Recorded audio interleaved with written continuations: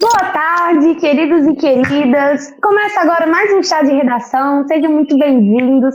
A gente amou o estudo de Davi. Cadê o chazinho? Chegamos, né? Mais uma tarde de quarta-feira. Nada tranquila, né? Eu sei que tá todo mundo aí, cada um com várias questões. E a gente está trazendo um tema hoje mega interessante. Mas antes de eu revelar isso para vocês, que vocês já devem ter lido aí no título, eu queria que a gente fizesse, né, a apresentação e depois fizesse já a retrospectiva. Eu sou Rayane Oliveira, eu sou supervisora de conteúdo do quadro e também tutora de Ciências Humanas. E eu tô aqui em ótima companhia, gente. Fala oi. Oi, gente, tudo bem? Boa tarde, eu sou o Pedro, monitor de linguagens do quadro, e estou aqui para mais um papo sobre redação e as novidades mais quentes nessa área, né, Baldi? Hoje o tema é bem bombástico, assim, bem recente. Com certeza. Ei, gente, boa tarde, pessoal aí do nosso chá da tarde. Estamos aqui, né, novamente, eu, Baltazar, coordenador do núcleo de redação, a Rai tomando o seu chazinho, eu tomando o meu também, olha, o meu chá, não vou tomar porque não tem nada aqui, mas enfim, é a vida. E hoje a gente vai falar sobre o manual do corretor de redação, que até 2 semanas atrás era crime a gente ter acesso a esse manual. Uau, muita coisa aí que a gente vai ter que conversar sobre isso, né? Tô adorando o Pedro. O Pedro fica em quarentena, a barba dele fecha, eu fico parecendo um idiota. Sim, eu adotei o estilo, gente, o estilo barbão. Vamos ver até quando que eu vou aguentar, porque não é fácil, não. Eu gostei. E aí, mas Pedro, aproveita e faz a retrospectiva. Isso. Bom, no último episódio do podcast, a gente falou sobre o adiamento do Enem e algumas outras polêmicas e questões envolvendo essa prova que tantos estudantes e vestibulandos fazem, falando sobre como se preparar melhor em redação a partir da perspectiva do adiamento, como organizar seu tempo com essa nova realidade, e tratamos de vários assuntos assim, relacionados à prova do Enem que são de muito interesse para quem tem questionamentos sobre a estrutura, sobre o histórico da prova e sobre a realidade assim, da aplicação e dessas polêmicas.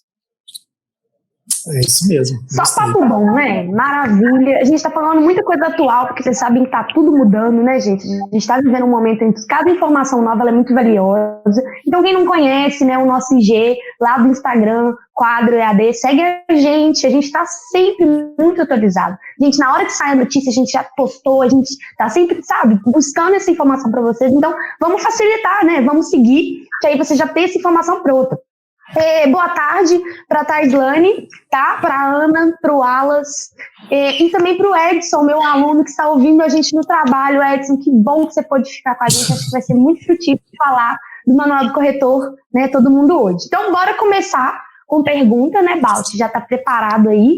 Agora esse tema não é mais segredo, tá tudo mais fácil. Mas aí, para a gente começar, eu queria que você, né, falasse dessa questão da divulgação mesmo do material, igual você falou. Antes, ninguém tinha acesso a esse material, além dos corretores. E aí, eu já pode falar também um pouquinho de quem são esses corretores do Enem.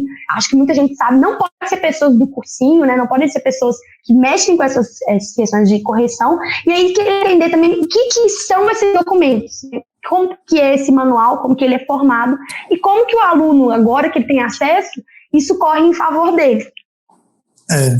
Então, a primeira coisa é exatamente isso, a gente pensar quem são essas pessoas. São, é claro, pessoas que são formadas em letras, né, e que elas não tenham nenhum vínculo com nenhum cursinho ou escola de ensino médio, né? Então isso é importante ressaltar. As pessoas que corrigem a prova do Enem não podem exercer funções como professores oficialmente, né, de instituições público-privadas. Isso é importante a gente ressaltar, porque isso aí feriria, né, uma série de princípios básicos aí de ética. E aí a gente tem essas pessoas que já são selecionadas, né, e que passam por um treinamento.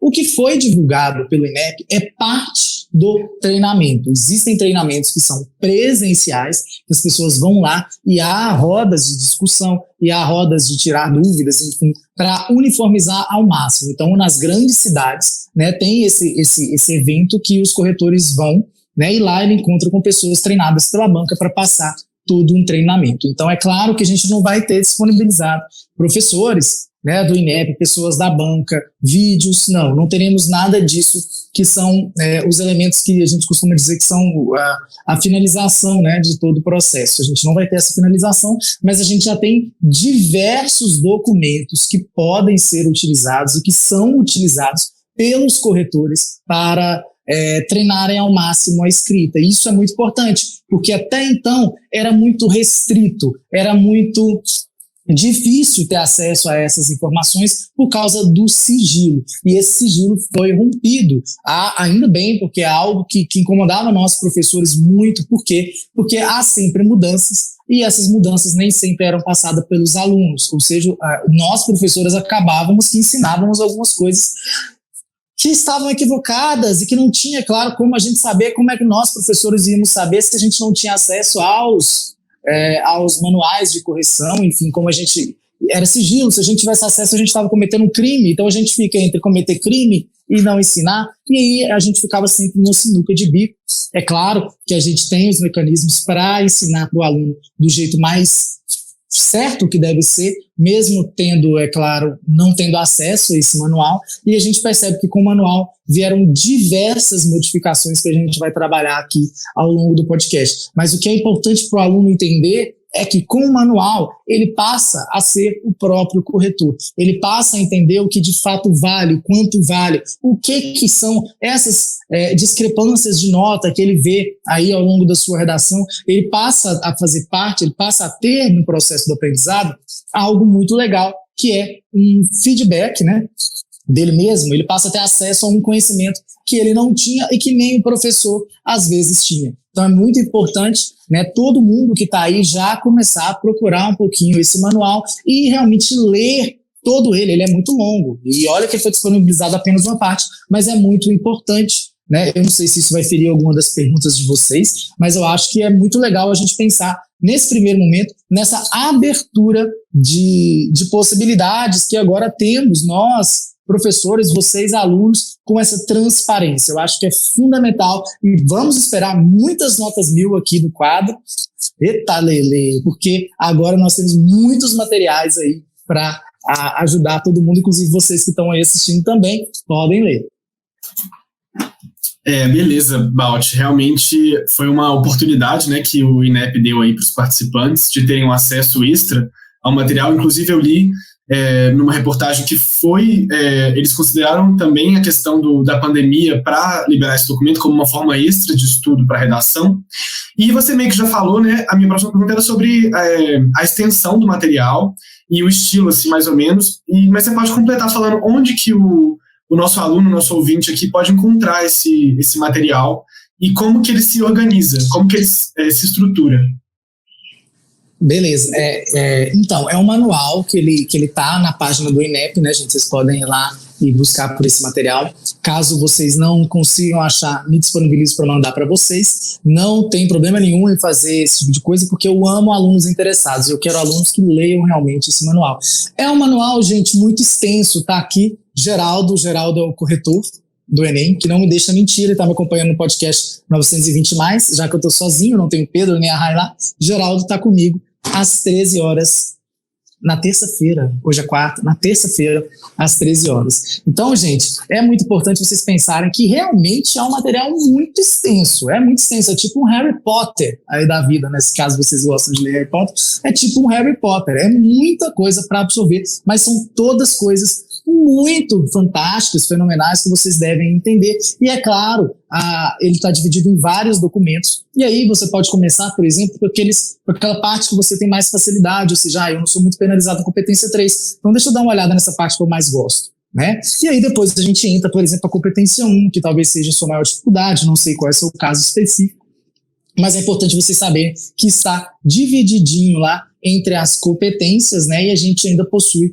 mais outros documentos aí separados. Então é muito importante que a gente veja isso como esse complemento às nossas dificuldades, né? Ou seja, se você tem dificuldade em conectivos, vamos lá ver quais são as listas de conectivo que a banca libera para a gente. Uau! O porquê disso, como colocar isso, qual a diferença do uso da competência 4, por exemplo, de 160 para 200, quais são essas nuances. Então tá tudo lá explicadinho para vocês. É extenso, mas eu aconselho demais vocês, principalmente alunos que têm dificuldade em entender a correção, entender o método, alunos também que querem diversos vestibulares, é muito importante ver como é cobrado no Enem, para saber se isso vai ser aplicável para a FUVEST, por exemplo, tudo isso é plus, né? São extras aí que vêm para fundamentar demais o estudo de todos vocês na redação. Então é extenso, mas é preciso, tá bom, gente? Adoro, porque a gente fala muito da questão da leitura, né? Tudo que o vestibular disponibiliza, a gente precisa se organizar para fazer essa leitura. Então, se você, por exemplo, ainda não leu o edital do Enem, já está inscrito, né, não leu o manual do candidato e agora vai ter que ler esse manual do corretor também, né? Eu sei que é extenso, mas igual o Bot fala sempre, né? Vamos dividir um pouquinho sempre, a gente vai fazendo, né? E aí eu queria falar, já que você falou assim, de como que é dividido, falar um pouquinho como é que fica essa convergência, né? Porque a gente sabe que algumas coisas são muito interligadas. E aí eu queria saber como é que fica essa estrutura. Não entendi, Rai. Repete a pergunta para mim, por favor. A questão da convergência dos conteúdos dentro já que eles estão organizados, né? Uma competência, cada competência é como é que fica essa interligação entre as competências? Eles explicam isso, entendeu? Entendi. Então você está falando das competências que elas de vez em quando se misturam, né? A competência 2 com a 3, a 4 com a 1, que elas são um pouco interligadas. O próprio manual ele já vem trazendo também alguns desses quesitos lá como observação.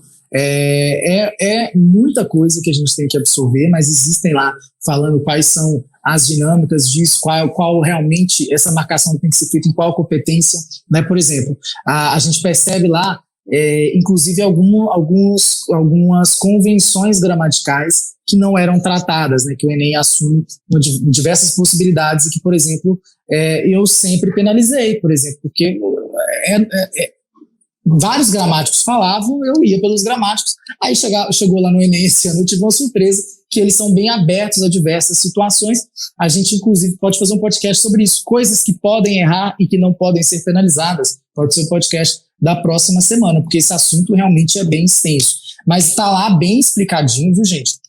E é claro, vou continuar penalizando alguns critérios gramaticais, porque a maioria dos gramáticos concorda e a gente tem que uniformizar e a nossa correção para diversas bancas também, não só o INEP, claro, né? Então essas convenções gramaticais aí, que são mais amplas, é um pouquinho problemático, mas tem lá explicando o motivo direitinho e é completamente plausível, e eu acho que é bem interessante que vocês olhem mesmo cada competência e vejam aonde ela esbarra na outra, mas lá tem tudo explicadinho, né? Se tal ponto ultrapassa tal ponto. Por exemplo, marca de pessoalidade, a gente sabe que não deve existir na redação. Ou seja, se você faz uma ou duas, isso vai ser descontado na competência 1, que é considerado um desvio pontual, né? Ou seja, você utilizou ele em poucas maneiras, né? Com poucas situações, ou seja, eu posso, eu acho, nós estamos, o uso dessa primeira pessoa é incorreto, e se você utilizar até 2 vezes, por exemplo, isso é penalizado na competência 1, porque é considerado um uso impreciso de palavras, né?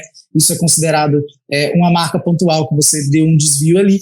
No entanto, se você permanecer fazendo isso, isso vai ser penalizado na competência 2, que é entendimento de gênero, né? Ou seja, você está mostrando que realmente não sabe quais são essas características do gênero e isso acaba penalizando. Não é algo mais pontual para ser apenas na competência 1, mas entra também na competência 2. Então, isso já traz diversas situações para a gente, ou seja, se a competência 2 está interligada com a 3, nesse momento ela também está interligada com a 1, e a 1 também está interligada com a 4, ou seja, todas as competências elas podem se esbarrar. Então é muito importante que a gente leia cada competência e veja realmente essas nuances aí que a Rai está falando, porque é primordial para a gente entender a nossa correção. Às vezes a gente acha assim, penalizou demais a competência 4, eu nem errei tanto isso, e não percebe, por exemplo, que haviam outros erros ali que estavam prejudicando toda a competência. Sim, realmente é um documento que tem muito a se explorar, né? A gente está falando de 6 arquivos em PDF, que um deles fala sobre situações que levam a nota 0 e os outros falam de um de cada competência. E aí eu queria, Balt, nesse sentido, que você pincelasse para a gente assim, aquilo que te chamou mais atenção, né? Quais foram os segredos da banca que foram revelados com esses manuais? Assim, uma coisa que você, por exemplo... Né, dá alguns exemplos para o pessoal que está ouvindo de coisas que você sempre penalizou, que as pessoas sempre erram, e que, na verdade, é uma coisa que não está sendo mais penalizada, ou o contrário, né, uma coisa que é normalizada, mas que o Enem penaliza. Então, você tem algum destaque para a gente nesse sentido? Eu tenho vários. Eu tenho vários. Bom, gente, eu sempre penalizei e muitas das coisas que eu falava também com os corretores, a gente já ouvia por burburinhos, né? Nós, apesar de não termos acesso ao manual de correção de redação, a gente, né, tinha amigos corretores, enfim, que davam algumas dicas aí no ar para a gente, para não deixar a gente perdido, sim, também. Então, eu sempre tive acesso a várias coisas que estão nesse manual e é muito bom ver que realmente tudo que a gente ouviu nos bastidores faz sentido, né? E esse manual, ele tem diversas situações que aqui no quadro a gente já estava implementando e que veio reiterando essas situações, que é, por exemplo, o uso do a priori e a posteriori. A partir, né, desse manual, a gente percebe que não é mais possível, já não é mais indicado utilizar esse tipo de conectivo, e eu dei uma aula sobre isso, sobre utilizar conectivos, enfim, aí tá aberta aí no YouTube para vocês, e a gente trabalhou isso. Eu falei assim, gente, olha, inclusive tá rolando um burburinho aí, que a priori e a posteriori não podem mais ser utilizados, porque são expressões filosóficas, não eram conectivos, não são ainda conectivos canônicos, então para o Enem, a priori e a posteriori já não é mais recomendado como conectivo de relevância, o que é diferente, por exemplo, de outras bancas. Então isso aí, por exemplo, eu já tinha até cantado a pedra. Mas existem diversas situações, por exemplo, uma delas, inclusive eu acho errado, claro, novamente, já tinha ouvido burburinho, mas não acreditava que fosse de fato isso, e é sobre os agentes de competência, né, os agentes da competência 5 lá. Você pode citar, por exemplo, que o judiciário, olha só, Rai, o aluno pode citar que o judiciário cria leis e ele não será penalizado. Por quê? Porque a banca do INEP acha que o aluno de 17 anos, o que eu acho também, né, não tem necessariamente que saber sobre todas as influências do direito constitucional, sobre todas as competências daqueles órgãos, né, não tem que saber exatamente. Se tiver no mesmo campo semântico, por exemplo, o judiciário criando leis, apesar de ser o judiciário que julga, né, essas leis, como está no âmbito de leis, está parecido, está no mesmo campo semântico, isso não pode ser penalizado na competência 5. Isso foi algo que eu já tinha ouvido falar, a gente percebeu diversos alunos no ano passado que disseram que citaram o Ministério da Cultura, por exemplo, mesmo com ele extinto, e eles não foram penalizados. Isso aí não entra muito na minha cabeça, mas a banca realmente não penalizaria esses tipos de situação, e isso foi comprovado no ano passado, quando diversos alunos citaram o Ministério da Cultura e não tiveram a nota penalizada, né? Viu, Rai? Importante isso, hein? Eu me entristeço, gente, sabe? Porque, me desculpa, assim, eu penso que se a gente espera a gente crescer, sabe? Para a gente aprender as coisas, a gente acaba tendo mais dificuldades, né? Porque à medida que a gente cresce, as nossas mudanças vão acontecendo, a nossa mentalidade muda, né? Então, a gente não tem que esperar para saber nada do meio público, é nosso, né? Com 16 anos você já está votando, então é muito confuso quando você não conhece o que você está colocando na sua confiança.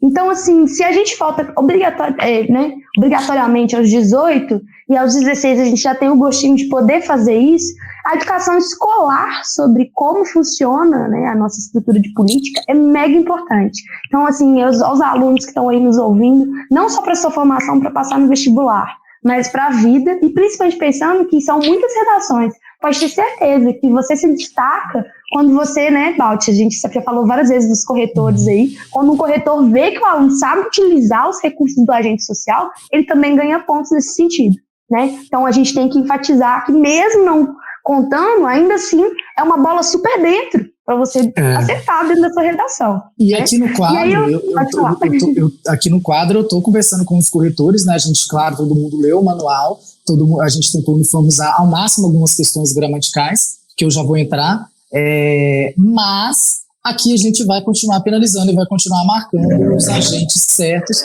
porque é importante que vocês saibam ao máximo isso, não só para a vida de vocês, mas também na redação, como vocês sabem, como a Rai mesmo falou, isso aí é visto com muito bons olhos, né? Alguém que cita um ministério extinto mostra que essa pessoa já não tem uma bagagem cultural tão ampla quanto outra pessoa que já sabe que já não existe mais. Então isso tudo é muito importante, né, para a gente entender. Inclusive a gente vai ter uma live, né, um dia, né, eu e a Rai, a gente vai tentar achar esse tempinho para a gente trazer tudo isso atualizado para vocês, sobre ministérios, competências e tudo mais, porque a gente trabalha com a excelência.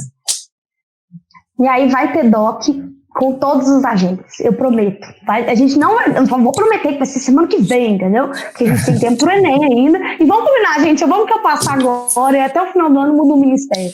O que nós vamos fazer? Né? Então vamos chegar mais perto, vamos ter a chance, né, de acertar melhor. E aí a gente promete trazer isso para vocês. Outra questão, só pra gente encerrar essa questão, é que, tipo assim, tudo bem que é vinculado, né? Muitas vezes a gente esquece das exceções. Por exemplo, muita gente vem me perguntar assim, quando um agente social, por exemplo, o STF, quando ele vem e baixa uma lei, né, baixa um decreto, o que isso significa? Eles legislam, eles não legislam? Então, às vezes, é entender, mais do que entender assim, poder judiciário, legislativo, entender assim, olha, quais são os espaços de poder que existem no Brasil, né? Isso é para a vida, você pode ambiciar também, vai saber, quem sabe vocês não querem descobrir que vão trabalhar no Ministério da Saúde, quantos médicos, quantas pessoas, né, gente? Conheça o aparelho público, é legal. E aí, voltando para nossas perguntas, que eu fiz um grande desvio, mas assim, é muito importante, é para falar um pouquinho sobre a cartilha do participante, tá, Balt? Vou voltar, porque na cartilha do participante a gente sabe que o aluno já tinha certa informação sobre a nota 1000, né? Ele já conseguia tirar ali algumas informações de como lucrar e ter mais pontos com os corretores. E aí eu queria saber como é que ele se organiza, porque vamos combinar, agora o material é muito longo, né? O INEP realmente disponibilizou tudo. Como que o aluno se organiza, né? Ele lê a cartilha do participante primeiro, ele divide, ele vai arrumar uma forma, como que ele vai fazer? Lê tudo, gente. A gente tem que trabalhar com tudo. Tem que ler tudo. O que acontece? Nós, professores, tínhamos pouco acesso a documentos e o que a gente se agarrava? A gente se agarrava à cartilha do estudante, que tem diversas situações interessantes, tem muitas coisas bacanas, inclusive exemplos de redação nota 1000. Então, todo o material era baseado em reflexo dessa procura por redações nota 1000, né? A gente pegava várias redações nota 1000 e via que elas tinham em comum e o que as outras redações, 920, 960, tinham também em comum para a gente ter um aparato maior. Agora, com isso, muda tudo, né? Que a gente percebe qual é o caminho que a gente chega nesse resultado. A gente não precisa pegar o resultado para tentar achar o caminho. Então, eu sempre aconselho vocês lerem os dois, tá? A cartilha do estudante traz coisas fundamentais também para você, estudante. E claro, se você tiver interesse a mais para entender como funciona o processo de correção, se você tiver dificuldade, por exemplo, com a redação, é importante você beber na outra fonte também. Mas o meu conselho é que você tire um tempinho. A cartilha do estudante nem tem tantas folhas assim, né? Comparada ao manual do corretor, não tem muitas folhas. E reitero, gente, não foi tudo do manual do corretor que foi disponibilizado. Ainda existem diversos outros materiais, inclusive materiais voltados à adequação ao tema, material voltados a algumas expressões que estão proibidas, materiais voltados ao alinhamento de repertório, ou seja, para o corretor entender naquele ano qual vai ser o repertório válido ou não, né? Então, adequação ao tema, análise de proposta, que mais? Deus, agora me esqueci, mas eu sei que eu citei já. Isso tudo não foi disponibilizado para o aluno, mas o que tem lá já é muito bom mesmo. Então, leiam tudo. Acho que o que fica assim dessa conversa inicial é leiam, né? Tenham acesso a esse material. A Bárbara perguntou aqui onde encontra a cartilha do estudante. Bárbara, no site do INEP tem todos os documentos, tem uma página que tem só os documentos assim, listados, os PDFs, inclusive os manuais dos corretores e a cartilha do participante. Então, realmente, aproveitem esse recurso, porque o aluno que é excelente no Enem, na redação, é o aluno que se preparou com todas as armas, né, com todos os recursos que ele tinha à sua disposição. Balt, as perguntas acabaram, já estava querendo puxar o Bora, mas queria saber se antes você queria acrescentar alguma outra coisa sobre o tema atual. Queria. Gente, é muito importante porque, assim, o que acontece? A gramática, ela funciona da seguinte maneira. Eu vou explicar para vocês. Muitos de vocês já sabem, mas eu acho importante a gente começar lá na origem. A gramática, ela foi inventada, né, pelo ser humano. Não tinha gramática, alguém inventou. E essas pessoas, esses cientistas, esses estudantes da linguagem, eles inventaram a gramática baseada na escrita de diversos célebres escritores, né? E aí a gente percebe que isso já é um pouco preocupante, porque é baseado na escrita de alguém, né, que é considerado célebre. E aí a gente percebe que existem diversos gramáticos, diversas teorias gramaticais. Só para dar um exemplo aí para vocês, eu me deparei com uma situação essa semana que foi muito, muito legal, muito engrandecedora, porque eu percebi que existiam diversas situações para o consoante, né? Consoante o filósofo no sentido de conformidade, ou então consoante ao filósofo. As duas são aceitas, por exemplo, olha para você ver, porque para alguns gramáticos há a questão do acúmulo de preposição, ou seja, apesar do consoante ser uma preposição acidental, poderia sim ter um acúmulo de preposição e falar consoante ao Zygmunt Bauman, por exemplo, né? E aí e existem gramáticos, é claro, a grande maioria, que diz que não, que se já tem a preposição ocidental, não é necessário outra preposição, então seria somente consoante o Zygmunt Bauman, por exemplo. Então, isso só para contextualizar para vocês que a gramática ela não é amarradinha. E o Enem veio para tentar unificar algumas situações, né? E aí, algumas situações, igual tem lá na competência 1, por exemplo, a questão do viso, do visar, né? Do verbo visar com objetivo. Para a maioria dos gramáticos, essa expressão ela precisaria de uma preposição quando ela está no sentido de ter o objetivo, ou seja, eu viso ao cargo, né? Alguma coisa assim. Então, sempre que tiver como objetivo, teria o a mais o a de preposição mais o o de artigo. No entanto, para outros gramáticos, não. Então, assim... E o Enem, ele veio, gente, sinceramente, o Enem, ele tentou, a banca, né, o INEP, tentou ir ao máximo, tentar unificar todas essas questões gramaticais, mas ainda há, é claro, divergências entre gramáticos, é uma coisa ainda em análise, e divergência, quando há divergência, não há muito o que fazer. Por isso que a redação de vocês é corrigida por uma pessoa e também por outra, que aí faz-se a média dessas duas correções e você recebe uma nota justa por aquilo que você fez, né? Então, assim, fiquem tranquilos quanto a isso, porque se há divergência gramatical, vocês não serão penalizados por isso na redação de vocês, beleza? Talvez seja a única banca aí que não segue um gramático específico. E aí é muito importante a gente sempre ficar de olho no edital, quais são as gramáticas que são cobradas, e se o edital que vocês querem não tem essa gramática específica. Isso acontece muito com o concurso, né? Concurso público geralmente libera a gramática para a pessoa seguir. E aí é importante sempre olhar as provas antigas para ver quais são os critérios que são cobrados, para vocês verem quais são os gramáticos que estão ligados a essa ideologia, para não haver essas contradições. Mas o Enem está saindo bem nesse sentido para evitar essas conformidades aí da língua. Agora, reitero, às vezes pode ser sim, né? Então é por isso que é muito importante que vocês lembrem que a redação é corrigida por duas pessoas e se houver divergência de nota, essa redação é corrigida por uma terceira, tá bom? Então tem todo o mecanismo preparado aí para a gente evitar essas situações, tá bom? Ai, gente, eu adoro. E aí, aproveitar que você falou um pouquinho da competência 1, vou puxar aqui as outras perguntas que a gente falou. O Ícaro falou que vai ser ótimo essa questão dos agentes públicos atualizados. Segue com a gente, Ícaro, que vai aparecer no nosso episódio, tá? Então é só acompanhar, ver os nossos temas. Aí já respondemos a Bárbara, né? Mas o Ícaro também perguntou sobre a competência 1, que é mais complexa, né? E aí, em média, quantos desvios são considerados para penalizar essa competência? Ícaro, então, para não ser penalizado, para você conseguir toda uma excelência na competência 1, você pode errar no máximo 2 errinhos, né? E aí, lembrando que esses 2 errinhos não podem ser o mesmo, por exemplo, se você errar o mesmo uso de vírgulas e tal. Então, para conseguir excelência, você pode errar no máximo 2, tá bom? Mas aí tem toda lá a categoria de quantos desvios, tem desvios que são mais importantes que outros, então é preciso você dar uma olhada, né, aí no manual de correção, tá bom? Belezinha. Aí a outra pergunta que a gente recebeu foi do Lucas Gabriel. Vocês acham que esse material fará notas médias das redações aumentarem drasticamente? Achei uma pergunta muito interessante. É uma pergunta muito interessante mesmo, Lucas. Eu acho que talvez pode aumentar o número de redações excelentes, né, acima de 900.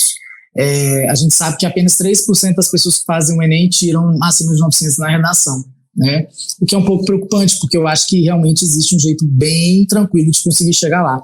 Então eu acho que os alunos que tiraram 900, 880 são alunos mais engajados e dedicados, são eles que vão ler esses documentos. Então é muito importante que se vocês se interessam por redação, vocês leiam, porque possivelmente as médias podem aumentar, sim, porque aí agora a gente tem a receita do bolo, né? A gente tem exatamente como fazer para ser mais assertivo possível ligado a isso. Então a dica é sempre leia. E, gente, inclusive, quem tá aí e quiser, olha só, Hoje à noite eu vou dar uma aula sobre competências, penalizações, vou ensinar a entender a cabeça do corretor. A aula vai acontecer às 8 horas e a gente vai disponibilizar ela somente na comunidade do Facebook e no grupo do Telegram. Caso você se interesse aí por participar da Maratona 920 Mais, a gente está aí com a maratona já no 3º dia. Ontem foi excepcional. Ontem eu dei uma aula para mais de 100 alunos, foi assim, extraordinário.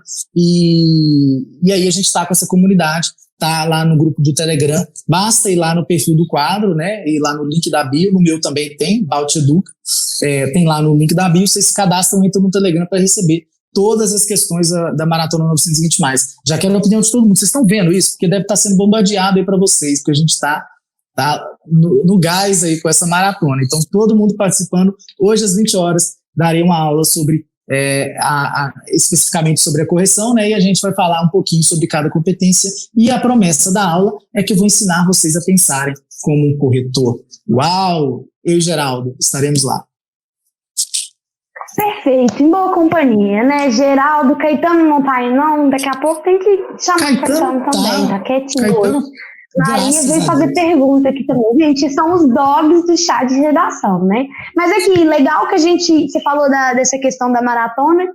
Gente, o Telegram, se você não tá a fim de criar, cria só para estudar, cara. O recurso, ele não precisa ser um recurso de rede social, eu não uso essa rede social. Porque pelo Telegram você tem acesso a um conteúdo gratuito do quadro, né? Então você tem uma chance aí que outras pessoas não vão ter. Então a gente tem sempre que engajar mesmo a entrar. Por exemplo, a comunidade de quadro tem só para os alunos, né? Então quem não é nosso aluno, vem pro Telegram, vai ficar sabendo de muita coisa legal, beleza? E também sempre olhar, né, a rede social do quadro. Eu nem preciso falar isso de novo, né, gente? Se você não segue o quadro, tá na hora. Tá na hora agora. E aí vamos então pro Bora Discutir, que eu adoro. É o momento que a gente realmente vai falar de temas. Oi.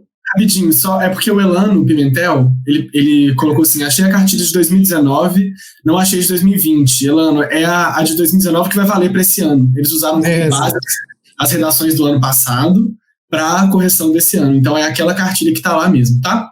E a do ano que vem vai ser... e a do ano que vem vai ser desse ano. E a minha redação vai estar lá, como redação nota 1000, para a gente ganhar muito dinheiro. A nossa nota. Boa!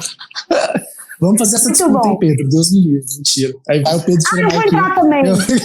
Vou entrar com tudo. Cheio dos repertórios. Então, gente, falando em repertório, vem com Bora Discutir. Hoje o tema é super atual, não seria diferente. Vocês sabem que eu, né, tô aqui nessa posição para trazer para vocês as atualidades. E aí a gente vai falar hoje sobre a opressão racial, né? Deixa eu só pegar o tema certinho. A questão da opressão racial e o uso da violência extrema da polícia. Duas questões importantes aqui, que aí vocês já vão, de início, ter que segurar. É a questão da opressão racial. Se a questão da opressão racial, não tem como você falar que não tem opressão racial, tá? Essa é uma parte importante, que você tem que entender que você faz parte, mesmo que às vezes você não concorde, né? Você tem que fazer parte é um texto científico, e que a gente já tem comprovações, essas que eu vou trazer, sobre essa questão da opressão racial. Então, a gente vai pensar de todos os ângulos possíveis, mas aí a gente tem uma conexão muito importante, que é a violência extrema da polícia. E aí direciona a gente mais ainda, porque em questões sociais a gente pode falar muito da questão sistêmica, cultural, né? Aí a gente pode dar uma abstraída e trazer como, por exemplo, a estereotipagem, né, racial, e aí ficaria muito preso nisso. Mas aí o tema já engloba, né, a violência extrema da polícia. Então, essa conexão vai te guiar para falar mais da comunidade negra, porque nós sabemos que a comunidade negra, né, que no Brasil, da comunidade negra e mestiça, que vai ocupar esse lugar. Mas eu posso falar de latinos? Olha, se você está falando dos Estados Unidos, essa questão ela vai entrar muito, porque eles também sofrem um tipo de discriminação racial por causa disso. E também sofrem a opressão da polícia. Mas a gente está falando principalmente do Brasil, gente. É legal usar demais essas referências internacionais, porque elas são referências do movimento negro como um todo, mas se a gente se perde muito e fica fora do Brasil, a gente corre o risco de tomar nessa redação, e todo mundo sabe disso, né? Às vezes a gente tem tanto conhecimento desse assunto lá fora, que a gente precisa trazer o conhecimento do que é o movimento negro brasileiro, tá? E é isso que eu vim trazer para vocês. Gente, o que vocês acharam do tema? Vai, Pedro, pode falar. Bom, eu achei um ótimo tema, estava discutindo com a Rai mais cedo, né, quando a gente escolheu o tema, que realmente tem coisas, né, que não dá para ignorar, coisas que estão acontecendo no mundo, né, esses protestos, essas movimentações virtuais e físicas, né? Principalmente nos Estados Unidos, mas também começou uma mobilização no Brasil. Acho que é interessante a gente pensar esse tema, porque é um tema que poderia cair, mesmo que não tivesse tão aflorado nesse momento, porque é um tema que sempre, né, volta, todos os anos a gente vê esses casos de abuso de poder policial, de assassinatos, né, execuções, principalmente voltados à população negra, então entra essa carga racial, e acho que a gente tem muito a discutir. Eu trouxe um repertório super bacana, depois que o Baldi comentar e a Raia, eu posso falar dele também. Eu acho que é um assunto essencial, assim, nem para redação, não é bem para redação, não. É um repertório, assim, para a gente como de vida mesmo. A redação, ela reflete algum comportamento social. E a questão da opressão racial é algo que está nas entranhas do Brasil, assim, com uma forma muito grande. Né? A gente percebe, igual a Rai começou falando, assim, com diversas formas que isso pode acontecer. A questão do uso da violência extrema da polícia é apenas a ponta do iceberg, né? Seria apenas aonde a gente conseguiria enxergar, tipo assim, no máximo de chamar a atenção, mas isso acontece cotidianamente, de todo jeito. Eu vi, inclusive, uma frase do Will Smith, eu não sei se é fake news, se não é, mas eu bati no Facebook com ela, vou referenciar essa frase, mas não sei se ela é verdadeira, se ele falou, mas que eu achei muito legal, que ele falou que o racismo não está começando agora, né? Ele só está sendo filmado. São coisas que já acontecem há muito tempo, e a gente percebe que a situação dos Estados Unidos, com a questão racial, ela também é muito forte, assim como é aqui. A gente não pode achar que é tão diferente assim, né? A Rai tá aí, talvez... Né? Vamos enfatizar que a questão racial nos Estados Unidos, ela ainda tem um amparo legislativo, né? E aí eu vou puxar até o Ícaro já. O Ícaro trouxe alguns dos repertórios que ele achou legal pra gente colocar no Bora. Ele trouxe a violência simbólica do Bourdieu, né?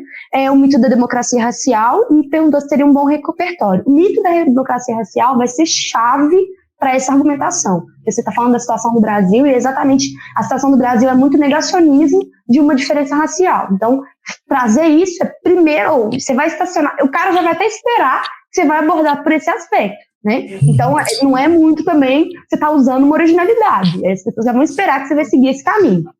E aí, em vez de Bourdieu, vou te indicar trocar ele pelo Durkheim ou pelo Foucault. Por quê? Porque já que nós estamos falando de polícia, você pode trazer a questão do aparato ideológico do Estado. E a polícia, ela entra para defender aquilo que, no fundo, o Estado acredita. Né? Então, você tem que mudar a versão total, porque se é uma máquina.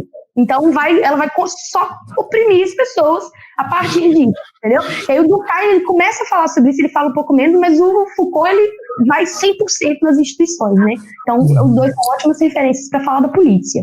É interessante a gente pensar que no movimento do Brasil, a gente tem dois momentos, né? Você vai buscar lá na história, você vai buscar muita questão midiática. Quando começamos a ter questões, por exemplo, o futebol, racismo evidenciado no futebol, racismo evidenciado nas novelas.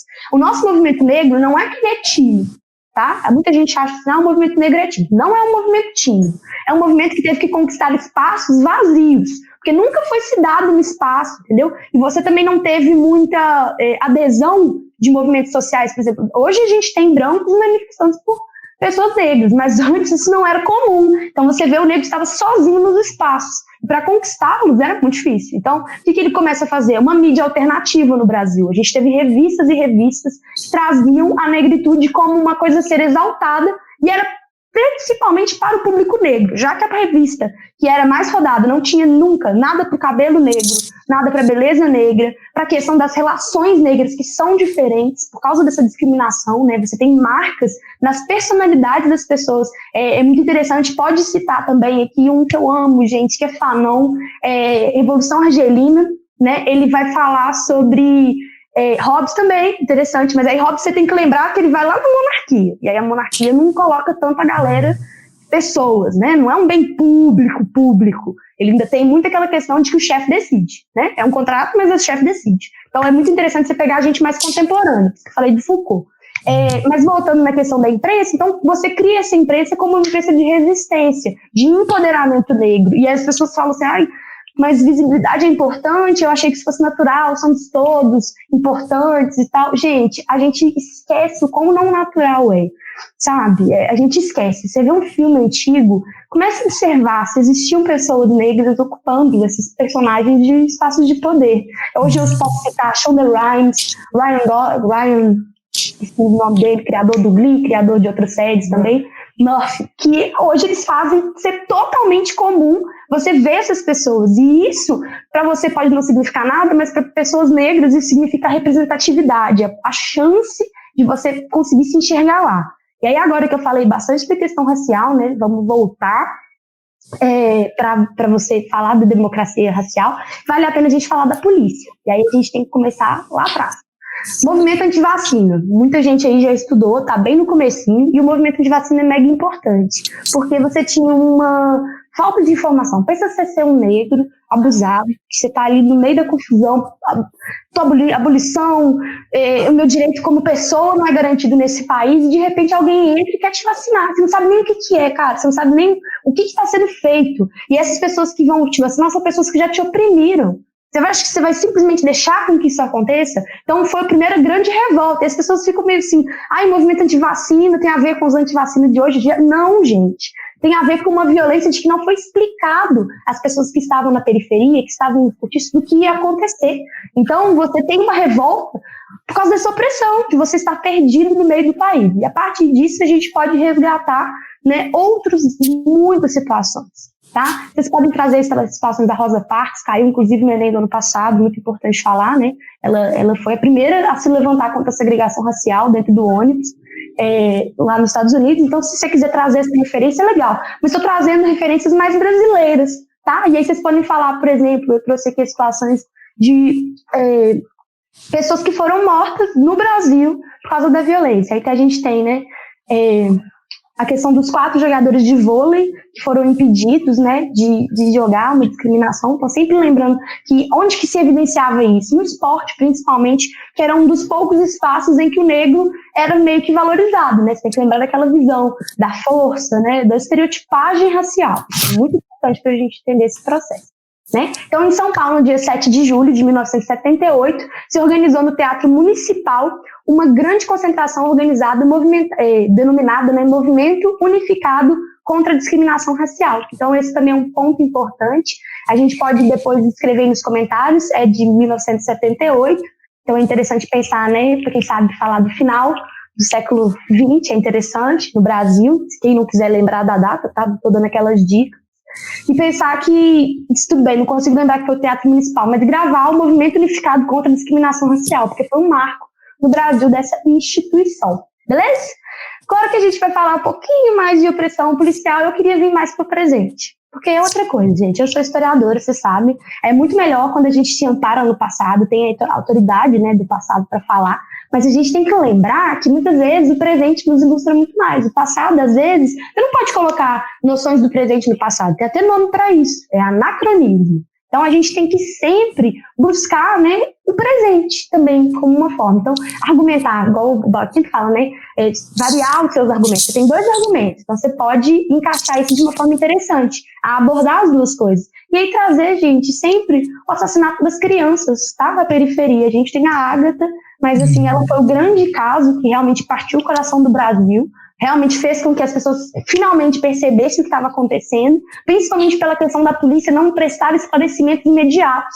Então é como se, tipo assim, o que vocês estão escondendo, né? Uma criança de 5 anos morrer numa periferia confundida, né, com uma bandidagem ou com qualquer desculpa que você tenha para que você possa criar essa violência extrema, né? A gente naturalizou a luta com o crime arma a arma. Então a gente naturalizou que quando morre um criminoso ou morre um policial em combate, faz parte. E isso não faz parte, né? Faz parte de uma guerra que está sendo organizada principalmente por causa da discriminação racial. Porque o policial em si, muita gente acredita, né? Nossa, vocês são contra o policial, vocês são contra a questão. Olha, não adianta ser contra ou a favor. Isso aí é uma participação, uma questão privada, né? Cada um é cada um. Mas o que a gente tem que saber é que policiais como professores, como engenheiros, como médicos, são treinados, né? E se eu não tivesse sido treinada para poder ter um olhar mais atento para aquele aluno ou para aquele outro aluno, para também lutar contra a minha criação, para que eu não pudesse refletir as discriminações e preconceitos possíveis da minha formação. Então, o policial deve passar também por essa formação. E muitas vezes, essa formação perpassa pegarem armas, né, e ficar basicamente com táticas de defesa e guerra para viver numa cidade que deveria ser democrática, que deveria ser um espaço público, né? Então, também você pode trazer sempre Muito legal, Ícaro. Tô adorando sua participação. Coloca para mim o comentário do Ícaro, que ele colocou do Código Criminal de 1830, que foi no mesmo contexto do surgimento de polícias locais, né? Para fiscalizar os escravos libertos desde sempre. E aí a gente vai chegar no nosso ponto final, para eu chamar de vez os meninos aí pra gente encerrar, que é para eles contarem, né, as questões deles, que é a questão do encarceramento negro. Tá? Essa é uma palavra-chave que vale a pena vocês lembrar. Encarceramento negro tem muito a ver com essa discriminação que eu acabei de falar, que ela é sistêmica, mas principalmente porque, se você na sua cabeça, né, em toda a formação das pessoas, a gente lê, olha, se tiver um negro numa rua, corre, olha, é uma pessoa que vem da periferia, ela é mais perigosa porque ela vive nesse ambiente de criminalidade. Então, isso a gente é bombardeado com isso de tempo todo. É no filme, é na novela, é no jornal, é na forma com que o Balt já mostrou nas aulas dele. Você vê uma notícia de apreensão de droga de uma equipe branca e de uma equipe composta por pessoas negras. Gente, olha a forma de tratamento que as pessoas estão recebendo. Então, isso é visível. E tudo que é visível você pode trazer como uma argumentação, que é inegável, né? Trazer o tratamento da mídia sobre essas visões também é importante.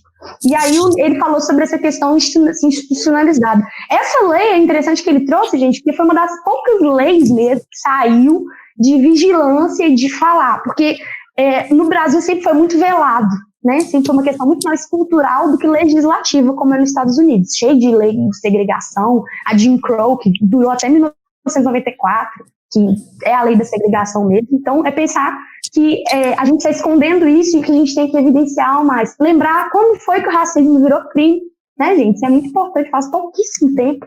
Não me lembro, foi 2003, agora me fugiu. Mas também foi uma luta muito intensa no Brasil para legislar que existia esse preconceito. Me exauri de falar, como sempre. Vem, gente, vem falar o que você tem. Bom, eu acho que sobrou nada para falar. Mentira. Cara, Rai, você deu uma aula aí, sensacional. Eu tinha planejado de falar da Agatha e também desses acidentes, né, entre aspas, que acontecem, que continuam acontecendo nas regiões periféricas da cidade. E isso é muito importante para a gente analisar essa questão da opressão racial, porque essa é, assim, o ápice, né, tipo assim, o mais escancarado possível, esses acidentes que acontecem com crianças nas zonas periféricas. Já vou indicar meus repertórios. A Rai indicou uma série de coisas muito interessantes aí para a gente analisar, mas eu vou trazer uns repertórios mais para argumentação pop, que são alguns que eu estou vendo ao longo dos dias. É muito importante a gente trabalhar com esses conceitos. Deu uma travadinha no Balt, né? Deu não? Não, para mim não, para mim não. Então tá feio, desculpa. E aí a gente vai ver alguns repertórios muito interessantes aí para esses conceitos, que é, por exemplo, o filme, eu não sei como que é o nome brasileiro, mas é o filme Black, com KKK no final, eu salvo engano. Eu não assisti esse filme ainda, mas me falaram que é um filme muito legal e pertinente para entender melhor voltar à história dos Estados Unidos, né? E é muito interessante essa questão no filme. Dizem que o filme é fantástico, mas confesso que eu ainda não vi, mas como uma fonte confiável, eu vou acreditar que é um filme bem bacana. Outro filme bastante legal que fala sobre isso é o filme, a série da Netflix, C.J. Walker, que é uma série bem legal, bem rica mesmo, de várias coisas interessantes para a gente observar.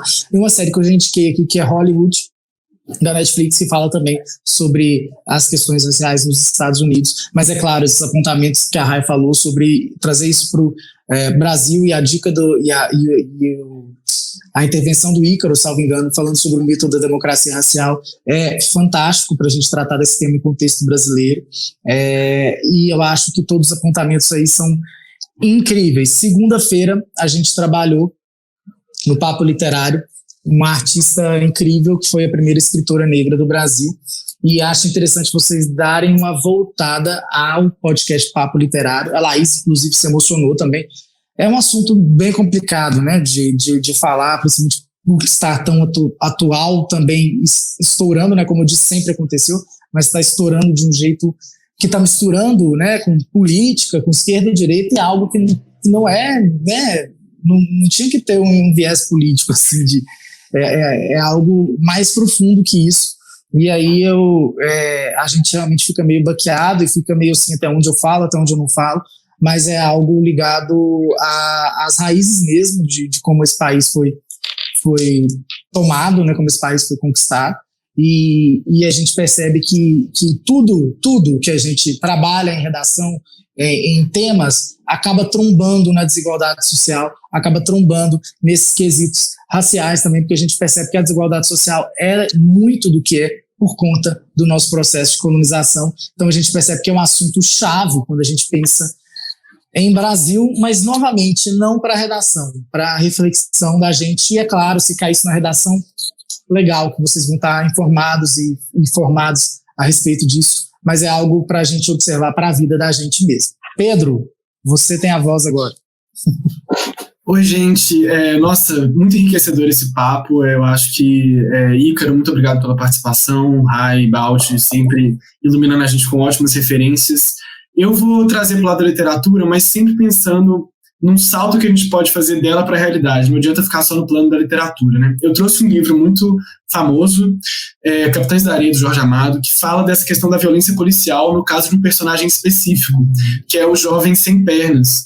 Ele não é literalmente sem pernas, mas ele tem uma deficiência física nas pernas, um jovem negro, que ele é preso em determinado momento da narrativa, sofre um abuso da polícia que obriga ele a correr na delegacia até que ele caia no chão.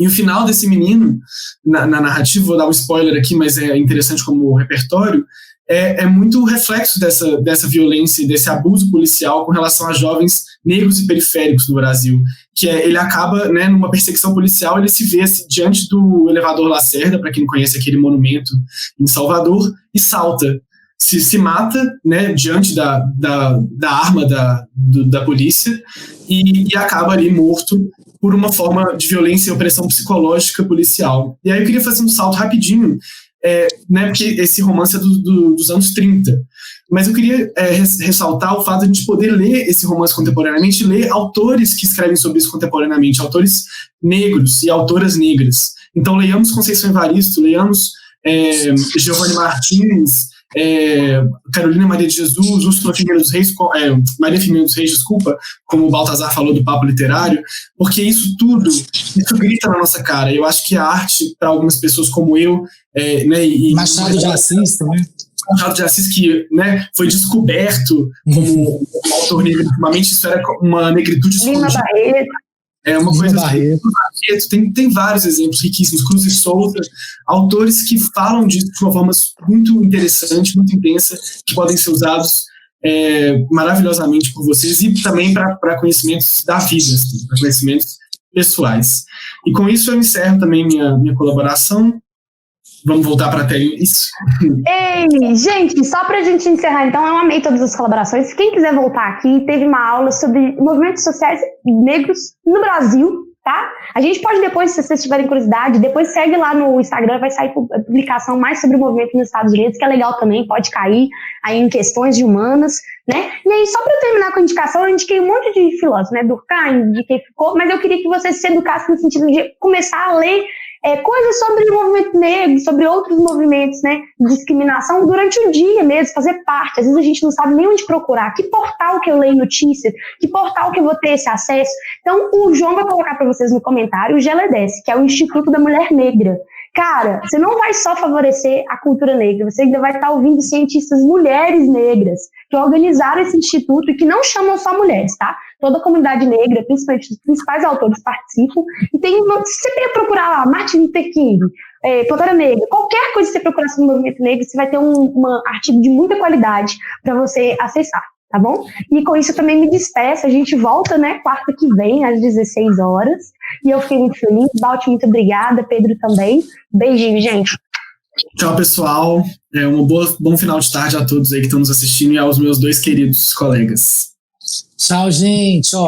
A gente deu muito repertório para vocês, então a colher de chá hoje vai ser uma colher de arroz, sabe? Uma colher aí para vocês comerem com fartura, que tem muita coisa aí positiva, que só o Pedro deu 1 mês de leitura aí para vocês, a Rai também. Eu fui no Argumento Pop para ser o momento da pipoquinha e tal, mas existem todas essas situações aí que a gente deu para vocês, pra gente indicar aí essa semana. E foi um prazer falar com vocês sobre o Manual de Correção do Enem e também sobre esse assunto deveras importante não só na nossa contemporaneidade, né, mas ao longo da nossa história. Então, vamos fazer diferente, né, gente? Beijo!